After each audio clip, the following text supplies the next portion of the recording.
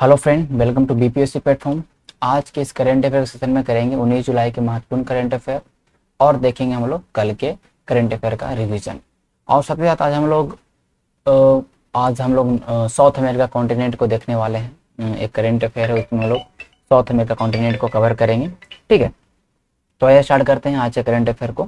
पहले हम लोग देखेंगे कल का जो हमने पढ़ा था करंट अफेयर, कल का जो हमने हेडलाइन देखा था उसका हम लोग रिवीजन करेंगे। असम सिम ने लॉन्च किया है एक स्कीम, जो कोविड-19 से जिनके हस्बैंड का डेथ हो गया उन विधवा महिलाओं के लिए एक स्कीम लॉन्च किया है कि उन्हें 2.5 लाख का फाइनेंशियल असिस्टेंस प्रोवाइड किया जाएगा। कितने लाख का? 2.5 लाख। ठीक है, अब चलिए आगे चलते हैं। Union home minister Amit Shah, अभी अमित शाह ने एक सेंटर ऑफ एक्सलेंस जो नारकोटिक्स और साइकोट्रोपिक सब्सटेंसेस के लिए किया है, फोरेंसिक साइंस से कहाँ पे इस्टेब्लिश किया है, कहाँ पे इनोग्रेशन इसका किया है? अहमदाबाद। ठीक है, हमने कल के करंट अफेयर में डिस्कस किया था। तो जितना भी हम लोग हेडलाइन करते हैं उस हेडलाइन को रोज देखिए, पूरे वीडियो को देखना है आपको। ठीक है, कुछ नोट डाउन करना है। फिर यहाँ पर जब हम करवाते हैं जो यहाँ पे हेडलाइन को रिवीजन, तो आपको इसका आंसर भी देना है। वीडियो को पॉज तो खुद से बनाने की कोशिश करिए। ठीक है, मेरे ऊपर डिपेंड नहीं रही, आप वीडियो को पॉज करिए और इन सारे फिल इन द ब्लैंक्स को भरिए। उसके बाद आपको सब कुछ समझ में आएगा, सब करंट अफेयर आपका रिवीजन हो जाएगा। ठीक है, कर्नाटक का चीफ मिनिस्टर कौन है? B S Yediyurappa. उसने इनॉग्रेशन किया, उन्होंने एक electric bike taxi scheme, electric bike taxi scheme. ठीक है, कहाँ पे किया है? तो बेंगलुरु में। उससे क्या होगा कि एम्प्लॉयमेंट जनरेट होगा, पॉल्यूशन रिड्यूस होगा, डिपेंडेंस आपका रिड्यूस होगा प्राइवेट व्हीकल्स के ऊपर। ठीक है, तो ये ध्यान रखिए, इलेक्ट्रिक बाइक टैक्सी स्कीम कहाँ लॉन्च किया गया? कर्नाटका में। ओके, अभी हमारे जो लॉ मिनिस्ट्री है उन्होंने एक नोटिफिकेशन जारी किया है। जो लद्दाख हाई कोर्ट है या हम जम्मू कश्मीर का जो दोनों का एक हाई कोर्ट था, पहले उसको बोलते थे हम लोग common high court of Jammu and Kashmir, sorry UT of Jammu and Kashmir, common high court of UT of Jammu and Kashmir and UT of Ladakh. इसका नाम चेंज करके सीधा सी सिंपल नाम कर दिया है high court of Jammu and Kashmir and Ladakh. तो ये सवाल ध्यान रखिए कि हाई कोर्ट का नाम क्या किया गया है? High court of Jammu and Kashmir and Ladakh, simply. Okay, इसी को ध्यान रखना। आगे चलते हैं। पहला ग्रेन एटीएम आपका फर्रुखानगर गुरुग्राम हरियाणा में किया गया। ग्रेन एटीएम क्या है आपको मैंने बताया था। यहाँ पे आप देख सकते हैं बायोमेट्रिक होगा, आप फिंगरप्रिंट अपना लगाइए, आधार कार्ड या राशन कार्ड नंबर डालिए। उसके बाद आपको जितना भी आपको क्वांटिटी होना है, आपको उतना क्वांटिटी का अनाज आपको मिल जाएगा। तो ये कहाँ का है? हरियाणा का। आगे चलते हैं। Oxygen on wheel Karnal Haryana में स्टार्ट किया गया। प्राण वायु देवता स्कीम 75 साल के पौधों के लिए 2500 रुपये पर साल। ऑक्सीबन भी हरियाणा ने। संजीवनी योजना भी हरियाणा का क्यूक मेडिकल केयर योजना है जो हमारे ग्रामीण क्षेत्रों में। खेलो इंडिया यूथ प्रोग्राम जो होने वाला है, यूथ गेम्स पंचकुला हरियाणा में होगा। हरियर स्कीम जो भी एमेंडेड बच्चे हैं, जो भी बच्चे जिनका घर और नहीं है, ठीक है, उन बच्चों के लिए हरियर स्कीम हरियाणा लॉन्च किया। ठीक है, आगे चलते हैं।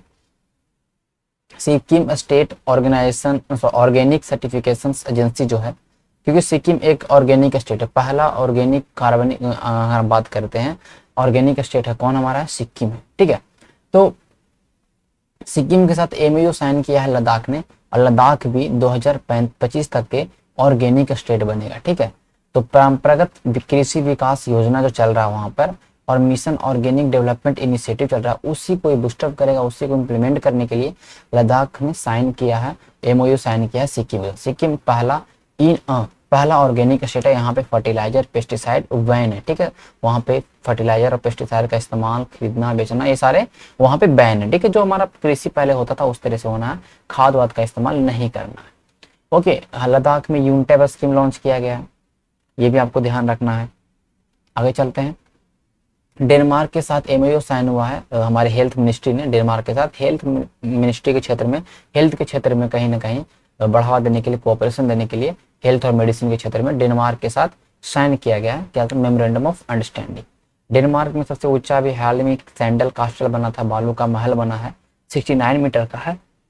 इस चीज को आप लोग को ध्यान रखना है, ठीक है। ये आपको मैंने यहाँ पर डाल दिया था।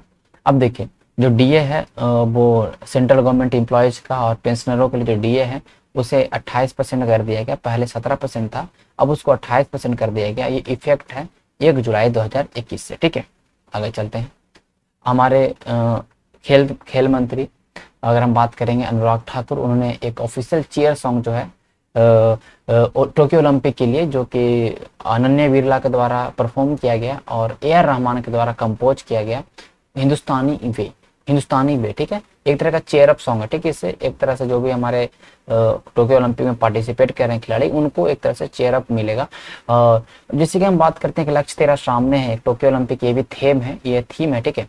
टोक्यो ओलंपिक का थीम सॉन्ग है, ठीक है। कौन सा? लक्ष्य तेरा सामने है, जिसे मोहित चौहान ने गाया। और लक्ष्य तेरा सामने बहुत ही मोटिवेशनल सॉन्ग है, इसको आप लोग सुनिएगा, ठीक है। श्याम सुंदर जाने की बात करते हैं तो फैमिली फॉरेस्ट्री इनका एक कंसेप्ट है जो जिसके लिए उनके UN land for life award इन्हें मिला है। ये राजस्थान के जयपुर के, ठीक है, श्याम सुंदर जाने। आगे चलते हैं। अश्विनी वैष्णव नए रेलवे मिनिस्टर हैं। व्हाट्सएप के शिकायत पर अधिकारी परेश लाल हैं। फेसबुक के ग्रीवनांस ऑफिसर स्फूर्ति प्रिया हैं। ट्विटर के सीईओ आपके जैक डोरसी हैं। ये सारे मैंने आपको बताया था, ओके। देख सकते हैं डिलिमिटेशन कमीशन जब नया बनेगा उसके बाद जम्मू कश्मीर में जो विधानसभा की सीटों की संख्या है वो 83 से 90 हो जाएगा, ठीक है। अभी हुआ नहीं, हो जाएगा अगर डिलिमिटेशन कमीशन हुआ तो, ठीक है। ये मैंने बताया था डिलिमिटेशन कमीशन क्या है, नहीं है, मैंने बता दिया था आपको। आगे चलते हैं। नेपाल के साथ नेपाल ने सतलज जल विद्युत निगम है उसके साथ 1.3 बिलियन का लगभग 130 करोड़ अमेरिकी डॉलर का समझौता किया है। क्योंकि जो लोअर अरुण नदी है जो कोसी की कहीं एक नदी है, कोसी की सहायक नदी है, कोसी का एक ब्रांच है, तो कहीं ना कहीं लोअर जो अरुण है उस पे हाइड्रो इलेक्ट्रिक प्रोजेक्ट बनने वाला, ठीक है। हाइड्रो इलेक्ट्रिक प्रोजेक्ट बनने वाला है लोअर अरुण पर नेपाल में, तो इसलिए नेपाल ने सतलज जल विद्युत निगम जो है एक तरह से डैम बनाने का काम करती है, उसके साथ कहीं ना कहीं उन्होंने वो 130 करोड़ का एग्रीमेंट किया, ठीक है, हाइड्रो इलेक्ट्रिक प्रोजेक्ट के लिए। आगे चलते हैं।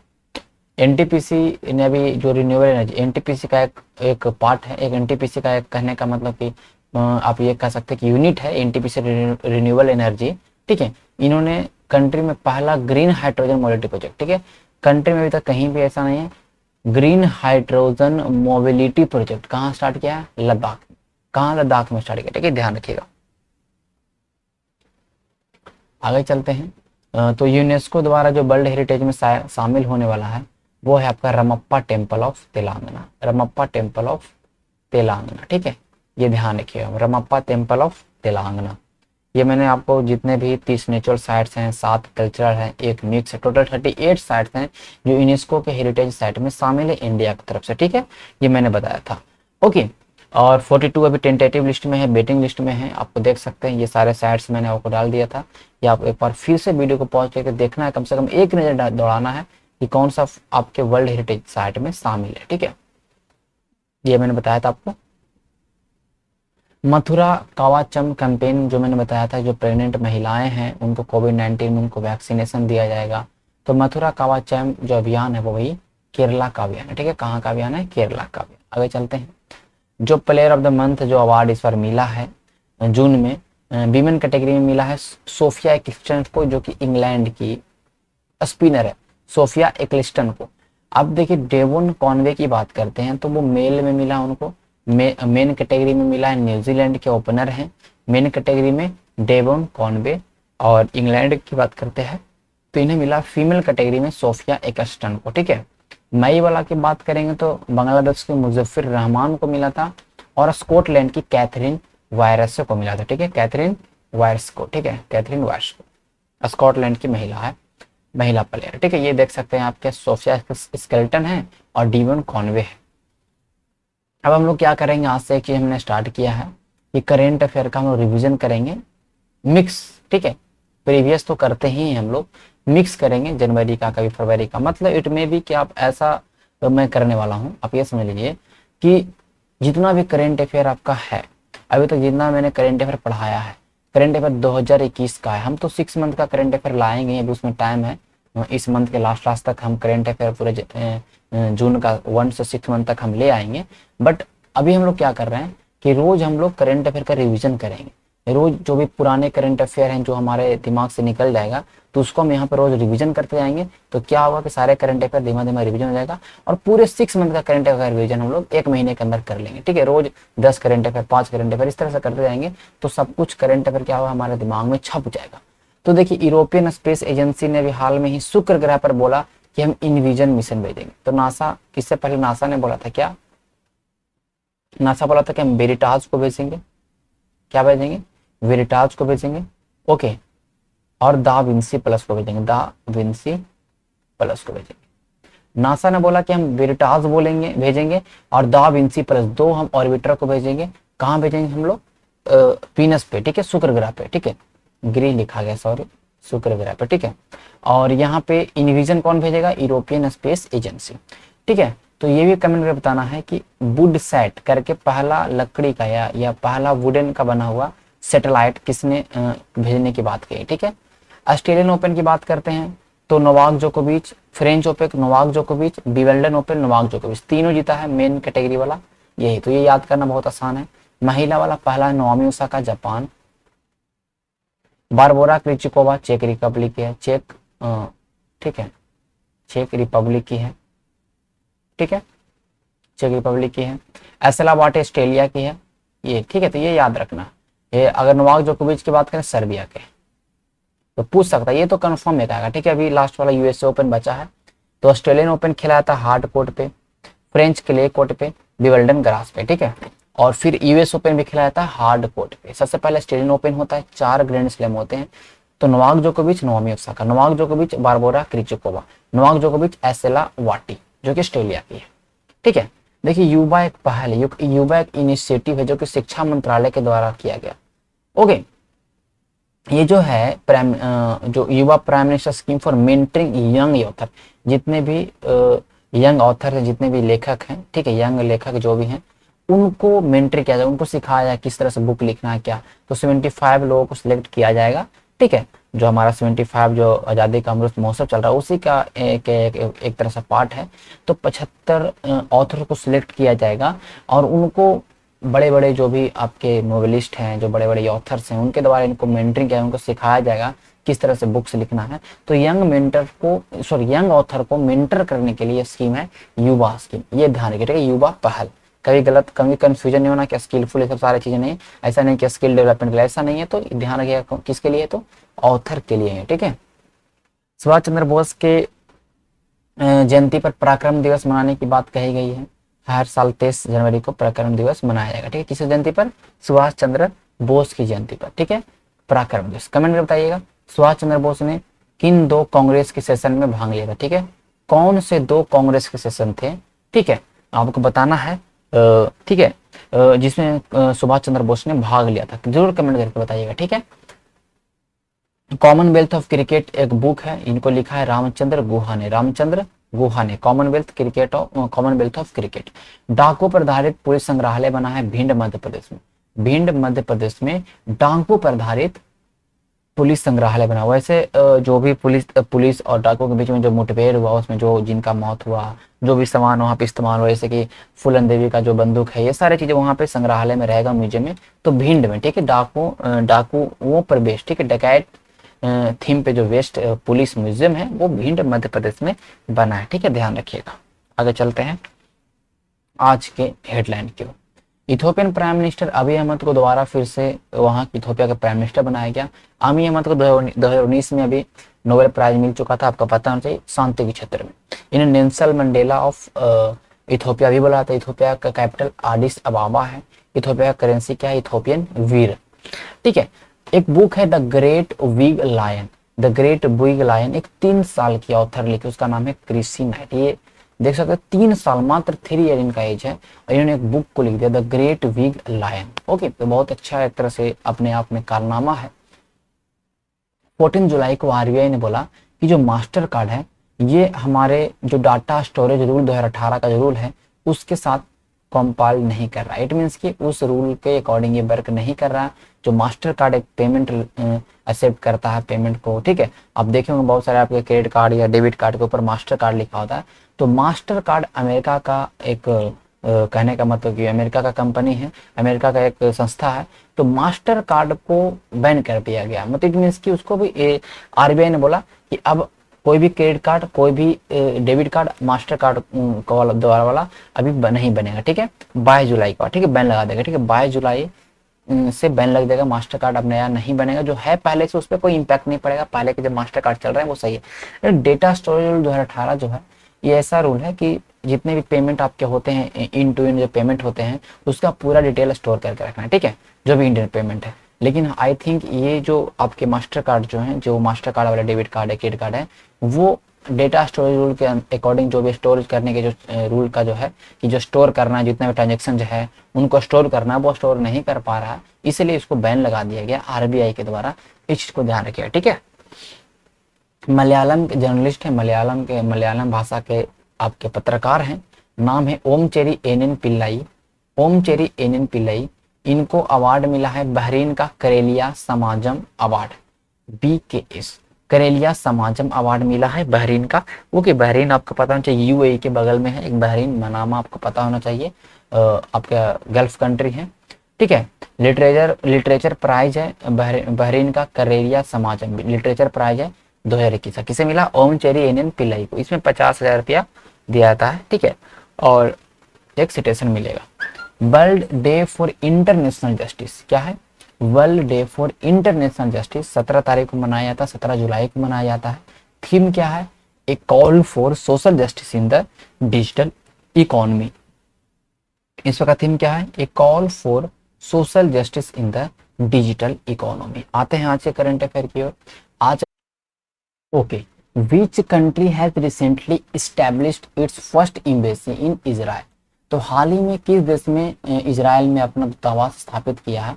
कौन सा देश है? पहला कौन सा गल्फ कंट्री है जिसने इजराइल में अपना दूतावास स्थापित किया? तो वो है हमारा यूएई, यूनाइटेड अरब एमिरात, संयुक्त अरब अमीरात है, इसने अपना दूतावास बनाया है। तेल अवीव जगह है इजराइल में, तेल अवीव में अपना पहला दूतावास बनाया है। तो पहला खाड़ी देश जिसने इजराइल के अंदर अपना दूतावास बनाया है। सर बात को अभी देखिए ध्यान दीजिएगा, अगर हम बात करेंगे अब्राहम समझौता, तो ये भी यूएई और इजराइल के बीच में हुआ, तो ये बहुत अच्छा सवाल बन जाता है आपके लिए। इजराइल की अगर हम बात करेंगे, इजराइल का जो अगर हम बात करेंगे कैपिटल आपको पता है जेरूसलम है, लेकिन देखिए अगर हम यूएई की कैपिटल की बात करते हैं अबू धाबी, और अबू धाबी को देखिए वर्ल्ड स्पोर्ट डेस्टिनेशन सिटी बोला जाता है। पहला एआई यूनिवर्सिटी भी अबू धाबी में, ये महत्वपूर्ण है। अब देखिए इजराइल के पीएम कौन है? नफाली बेनेट। इजराइल के प्रेसिडेंट कौन है? इसाक हेरगोज। ओके, तो ये महत्वपूर्ण है। अब देखिए मोसाद इजराइल का एक इंटेलिजेंस एजेंसी, जैसे कि हमारा रा है, आईबी है, उसी तरह मोसाद इजराइल का अगर हम बात करेंगे इंटेलिजेंस एजेंसी है। तो वहां के जो नए डायरेक्टर बने हैं वो है डेविड वर्निया। अब देखिए जैसे हमारे यहाँ रा है उसी तरह से वहां मोसाद है। अब देखिए यहाँ के संसद को क्या बोलते हैं? नीसेट। क्या बोलते हैं? नीसेट। यहाँ के संसद को क्या बोलते हैं? नीसेट। और सीनेट बोलेंगे तो सीनेट हो जाएगा यूएसए। अगर यही सीनेट की बात करेंगे तो हो जाएगा यूएसए। तो नीसेट है तो इजराइल का संसद है। अब देखिए यूएई की बात करें, यूएई का कैपिटल क्या? अबू धाबी है। यूएई का करेंसी क्या? दिरहम है। यहाँ के प्रेसिडेंट कौन है? खलीफा बिन जायद अल नहयान। ये देखिए नफ्ताली बेनेट पीएम, ये महत्वपूर्ण है। ये नया ये दोनों दम एकदम न्यू है, तो ये महत्वपूर्ण है, ठीक है, ये चीज याद रखिएगा। इजराइल अभी बहुत ज्यादा न्यूज में भी रह रहा है, तो ये आपको याद रखना है, ठीक है। तो यूएई है पहला कंट्री जिसने अपना एम्बेसी एस्टेब्लिश किया है इजराइल के अंदर। आगे चलते हैं। आगे क्या भैया कि रुद्राक्ष कन्वेंशन सेंटर, एक तरह के जो कि जापान के साथ मिलकर इंडिया ने कहाँ बनाया है, और ये इसको उद्घाटन किया हमारे प्राइम मिनिस्टर ने वाराणसी में, ठीक है, कहाँ? वाराणसी में। तो वाराणसी के अंदर एक रुद्राक्ष कन्वेंशन सेंटर बना है। रुद्राक्ष नाम इसका इसलिए पड़ा क्योंकि यहाँ 108 रुद्राक्ष इस तरह से सिस्टम बनाया गया है, ठीक है, और शिवलिंग के आकार का इसका छत बनाया गया। ये बहुत कन्वेंशन सेंटर जहाँ पर बहुत सारे कन्वेंशन होंगे, ठीक है। देखिए ये सेंटर है provide opportunity for social and culture conference करने के लिए बनाया गया है। जो सिटी के अंदर जो भी टूरिज्म सेक्टर है उनको स्ट्रेंथ करने के लिए।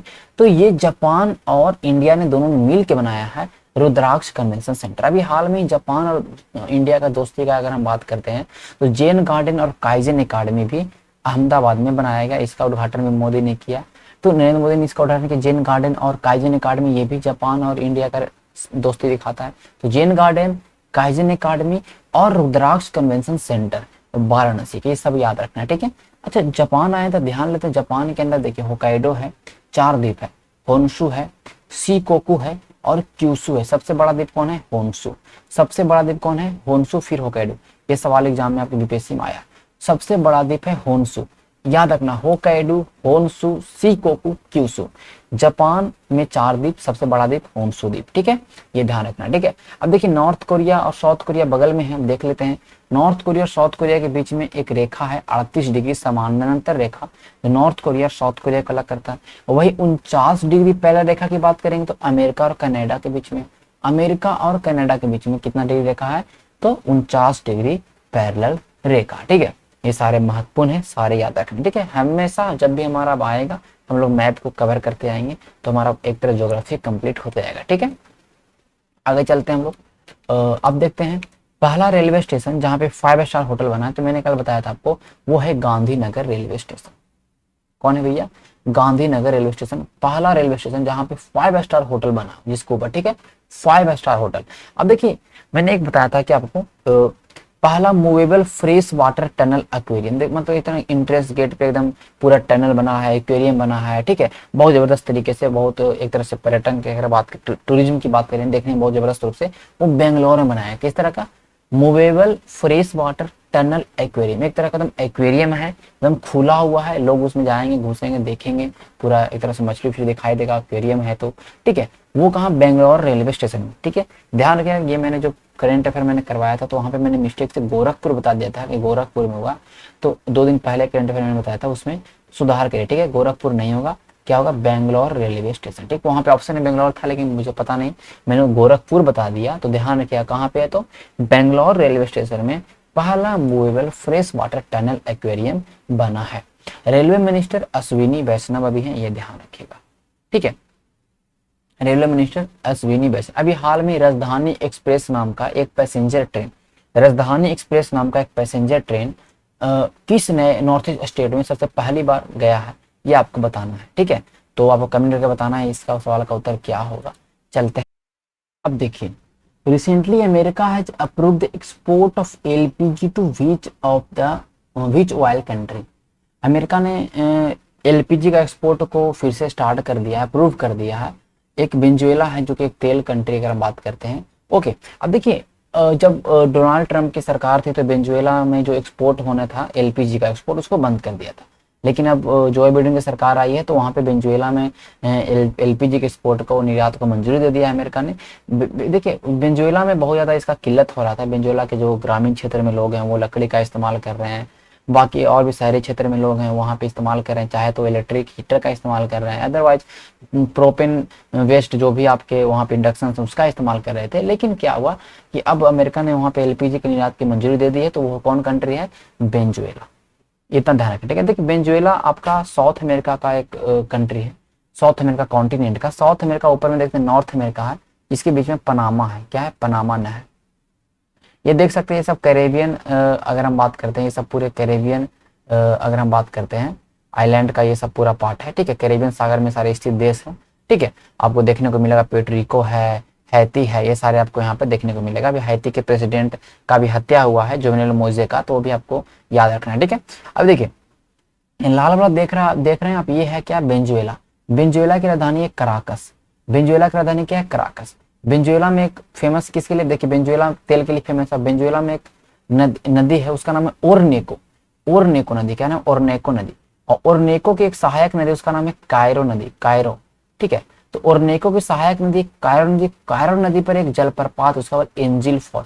विश्व की सबसे ऊंची जलप्रपात कौन है? एंजिल फॉल, 979 मीटर, ठीक है। हमारा वेनेजुएला कंप्लीट, ठीक है, हमारे एग्जाम के लिए। अब देखिए ये जो आप देख सकते हैं, ये आप देख सकते हैं साउथ अमेरिका, साउथ अमेरिका का ये पश्चिमी तट पे देख सकते हैं पूरा जो लंबा पर्वत श्रृंखला है, इसको बोलते हैं एंडीज पर्वतमाला। तो एंडीज पर्वतमाला विश्व की सबसे लंबी पर्वतमाला, एंडीज पर्वतमाला विश्व की सबसे लंबी पर्वतमाला है, ठीक है, विश्व की सबसे लंबी। और विश्व की सबसे ऊंची पर्वतमाला कहेगा तो कौन? हिमालय हो जाएगा, ठीक है, विश्व की लंबी पर्वतमाला। रॉकी की बात करते हैं, रॉकी हमारा अमेरिका में, ठीक है, नॉर्थ अमेरिका में, ठीक है। अब देखिए अब देखिए यही से आप देखिए ये एंडीज पर्वतमाला की बात करें तो ये जो आप देख सकते हैं ये वाला जो आपका कंट्री है, ये कंट्री है चिली। कौन सा कंट्री है? चिली। तो चिली में मरुस्थल उसको बोलते हैं अटाकामा। तो अटकामा मरुस्थल कहाँ है? चिली में। अटकामा शुष्क मरुस्थल। कैसा मरुस्थल है? शुष्क मरुस्थल। अटकामा मरुस्थल कैसा मरुस्थल है? शुष्क मरुस्थल, चिली में। अब देखिए चूकी माता, चिली में एक जगह है उसका नाम है चूकी माता। तो चूकी माता जो जगह है चिली में वो प्रसिद्ध है कॉपर के लिए। ओके, अब देखिए अब आप हम बात करेंगे, ये देखते हैं ब्राजील। ये पूरा बड़ा वाला एरिया देख सकते हैं, पूरा ब्राजील विश्व का 5वां सबसे, अगर बात करते हैं बड़ा कंट्री। देखिए ब्राजील में कैंपस घास का मैदान, सेलवाज घास का मैदान है, ये मुझे याद रखना है। कैंपोज और सेलवाज घास के मैदान ब्राजील में। अर्जेंटीना में घास का मैदान उसको बोलते हैं पंपा, जिसको अर्जेंटीना का हृदय भी बोला जाता है। ठीक है, अब देखिए ये पूरे माउंटेन पर्वतमाला में एकांकागुआ पर्वत आपको देखने को मिलेगा चिली में ही। तो एकांकागुआ पर्वत अमेरिका का साउथ अमेरिका का सबसे ऊंचा पर्वत कौन है? एकांकागुआ। हाइट कितना है? 6961 मीटर। एकांकागुआ, एकांका एकांका एकांकागुआ 6961 मीटर, साउथ अमेरिका की सबसे ऊंची चोटी। अब देखिए यहाँ पर ओजस डेल सलाडो एक और पर्वतमाला है जो कि ज्वालामुखी पर्वतमाला ज्वालामुखी पर्वत है। ओजस डेल सलाडो विश्व की सबसे निष्क्रिय ऊंची ज्वालामुखी कौन है? ओजस डेल सलाडो। अब देखिए ब्राजील फेमस है आपका कॉफी के लिए। ब्राजील में एक जगह है साओ पाउलो जहाँ जिसको बोलते हैं विश्व की कहवा मंडी, विश्व की कहवा मंडी। अब इस ब्राजील में बड़े बड़े जो कहवा का बागान मिलेगा उसको बोलते हैं फेजेंडा। क्या बोलते हैं? फेजेंडा। ब्राजील में आप देख सकते हैं रियो डी जेनेरियो एक शहर है जहाँ पे अर्थ समिट हुआ था। पहला अर्थ समिट कहाँ हुआ था आपका? तो रियो डी जेनेरियो ब्राजील में। ठीक है, ये ध्यान रखना है। अभी देखिए अब और याद रखेंगे हम लोग क्या चीज। अब देखिए जो जलधाराएं 0 डिग्री जो आप देखिए ये है इक्वाडोर है, ये है कोलंबिया, ये है ब्राजील। तो इनके बीच में रेखा गुजरी है 0 डिग्री, भूमध्य रेखा, विषुवत रेखा। तो Ecuador, Colombia and Brazil, e cobra याद रखिएगा। ठीक है, इक्वाडोर, कोलंबिया, ब्राजील से रेखा गुजरती है, उस रेखा को क्या बोलते हैं हम लोग? 0 डिग्री रेखा। यही तीनों कंट्री से गुजरती है। अब ध्यान दीजिएगा, ये आप देख सकते हैं। तो ये देखिए ये है बोलीविया। कौन है ये कंट्री? कौन है ये कंट्री? कौन है? बोलीविया। ये कौन कंट्री है? पेरू। तो बोलीविया और पेरू की सीमा पर एक झील है टिटिकाका झील। विश्व की सबसे ऊंची झील कौन है? विश्व की सबसे ऊंची जगह पे स्थित झील कौन है? टिटिकाका झील। किसके लिए प्रसिद्ध है? नौकायन के लिए। किसके लिए प्रसिद्ध है? बहुत ऊंचे में स्थित है। ठीक है, सबसे ऊंचा में स्थित झील है, लगभग 3000 मीटर की ऊंचाई पे स्थित झील है। कौन झील है भाई? तो आपका देख सकते हैं कि टिटिकाका झील है। ठीक है, बोलीविया और पेरू की सीमा पर स्थित झील है, याद रखिए। ठीक है, ब्राजील से आपका अमेजन रिवर भी क्रॉस करती है, ये भी आपको याद रखना। अमेजन रिवर क्रॉस करती है जो कि 0 डिग्री कहीं ना कहीं 0 डिग्री के उसके पास से ही गुजरती है। ठीक है, ये भी याद रखना। ठीक है, अब जो जलधाराएं 0 डिग्री के पास पहुंचना चाहेगी वो जलधारा ठंडी जलधारा, जैसे हम्बोल्ट जलधारा, फॉकलैंड जलधारा। फॉकलैंड जलधारा, हम्बोल्ट जलधारा, ये 2 जलधाराएं हैं जो ठंडी जलधाराएं। जो जलधाराएं 0 डिग्री से वापस आना चाहती है, भाग रही, जैसे केने जलधारा। तो केने जलधारा कैसी जलधारा है? गर्म जलधारा। अब देखिए आप यहाँ पे अब देखिए ब्राजील जलधारा। तो ब्राजील जलधारा जो है वो भी कैसी जलधारा है? गर्म जलधारा। इतना आपको याद रखना है, सफिशियंट है। आपका पूरा साउथ अमेरिका कॉन्टिनेंट कंप्लीट हो गया। ठीक है, इसे ज्यादा नहीं पढ़ना, कंप्लीट। ठीक, आगे चलते हैं। कोविड-19 जो आपका वीडियो सपोर्ट, ठीक है, जो विधवा महिलाओं के लिए जो स्कीम है मैंने बताया था 2.5 लाख का प्रोवाइड करेगा, वो कौन है? असम है। कौन है? असम है। ठीक है, आगे चलते हैं। ठीक है, असम में भी हाल में 6ठा नेशनल पार्क रैमोना, 7वां नेशनल पार्क ढींग पटकाई। असम प्रसिद्ध किसके लिए है? अभी असम में सबसे पहला राज्य जो फ्लड का जो भी बाढ़ का जो रिपोर्टिंग होगा वो ऑनलाइन करेगा, तो असम है। असम में भी हाल में ही हेमंत बिस्वा शर्मा ने गार्जियन मिनिस्टर का नियुक्ति किया। तो वो क्या है? गार्जियन मिनिस्टर की अगर नियुक्ति नोट मतलब गार्जियन मिनिस्टर का एक कैबिनेट बनाया है, तो वो असम ने। ठीक है, गार्जियन मिनिस्टर कंसेप्ट कहाँ इस्तेमाल किया गया? तो असम में इस्तेमाल किया गया। ठीक है, online flood reporting system Assam में स्टैब्लिश किया गया। 6ठा 7वां नेशनल पार्क देख सकते हैं रैमोना और Dhing Patkai national park. Okay, अब असम की बात करेंगे। देखिए असम से अगर एक देख सकते हैं ये ब्रह्मपुत्र रिवर आप देखिए गुजर रही है असम से। और ब्रह्मपुत्र रिवर में अगर बात करते हैं एक नदी द्वीप है माजुली द्वीप, विश्व की सबसे बड़ी नदी द्वीप कौन है, मतलब नदी के अंदर आइलैंड बना हुआ है वो है माजुली नदी द्वीप। ओके, अब देखते हैं ये मेघालय है। मेघालय में तीन पहाड़ है, गारो, कासी, जंतिया, 3 पर्वतमाला है। गारो, कासी, जंतिया फेमस है, ठीक है। यहाँ के जनजाति का भी नाम है गारो, कासी, जंतिया। अब देखिए अरुणाचल प्रदेश का एक पर्वत है पटकाई बुम। नागालैंड का नागा पर्वत, देख सकते हैं यहाँ पे आपका मणिपुर है लाइमाटोल पर्वत। मिजोरम का है मिजो पर्वत। ये सारे पर्वतमाला आपको याद रखना, ठीक है। पटकाई बुम कहाँ का है आपका, तो अरुणाचल प्रदेश का। देखिए डाफला, मिसमी, मीरी, अभोर, ये सब कहाँ के हैं, ये सारे हैं आपका अरुणाचल प्रदेश का। डाफला, मिसमी, मीरी, अभोर, पटकाई बुम, ये सारे आपके अरुणाचल प्रदेश के पर्वत है, ठीक है। अरुणाचल प्रदेश के पर्वत है, ठीक है, ये ध्यान रखिएगा। अब देखिए ये हमारा हो गया। चलिए सफिशिएंट है इतना ज्यादा, हाँ, और इसमें कुछ नहीं और कुछ देखना है नहीं, चलिए इतना सफिशिएंट है, ठीक है। तो ये हमारा हो गया हमारा नॉर्थ ईस्ट। इस तरह से हम जब भी कुछ मैप्स आएंगे, कुछ राज्य आएंगे, तो उन राज्यों के मैप को भी देखते जाएंगे जो हमारे ज्योग्राफी के लिए महत्वपूर्ण है, ठीक है। सवाल जहां से आ सकती है। आगे चलते हैं। देखिए कौन सा मिनिस्ट्री ने school innovation ambassador training programme launch किया। ये स्कूल के टीचरों को ट्रेनिंग दिया जाएगा उनको इनोवेशन को लेके। ये स्टार्ट किया गया है मिनिस्ट्री ऑफ एजुकेशन और ministry of science, ministry of tribal affair, ठीक है। मिनिस्ट्री ऑफ एजुकेशन और मिनिस्ट्री ऑफ ट्राइबल अफेयर। अभी एजुकेशन मिनिस्ट्री कौन है, एजुकेशन मिनिस्टर हमारे कौन है, धर्मेंद्र प्रधान। ट्राइबल अफेयर कौन है, अर्जुन मुंडा। इन दोनों ने स्टार्ट किया school innovation ambassador training programme. देखिए स्कूल इनोवेशन ट्रेनिंग प्रोग्राम है जो 50,000 स्कूल के टीचरों को, चाहे सीबीएसई के स्कूल के टीचर हो या एक क्लब मॉडल जो स्कूल है ये ट्राइबल के लिए बना स्कूल है, ट्राइबल क्षेत्रों के लिए स्कूल है।